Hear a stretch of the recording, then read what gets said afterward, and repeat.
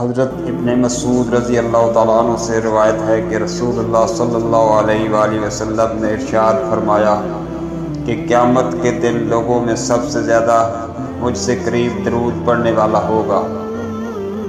اس سے زیادہ کیا نعمت مثال محبت ہوگی، بے مثال اعزاز اور عجیب انعام و اکرام، جس کو نہ کان نے سنا ہوگا اور نہ آنکھ نے دیکھا ہوگا۔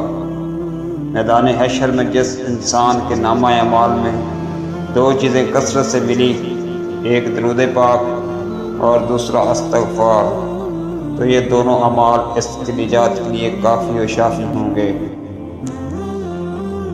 کثرت سے درود پاک پڑھنے سے زندگی میں نبی اکرم و رسول محترم صلی اللہ علیہ وسلم کی تائید اور توجہ شامل حال ہو جاتی ہے۔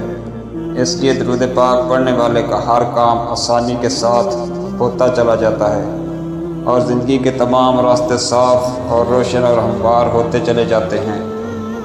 اللہ تعالیٰ کی طرف سے کثرت رحمت کی وجہ سے اس بندے کی زندگی اس پر نہایت آسان اور راحت والی ہو جاتی ہے، کیونکہ کثرت سے درود شریف پڑھنے کی وجہ سے اس بندے کا بال بال اللہ تعالیٰ کی رحمتوں میں ڈوبا ہوا ہوتا ہے۔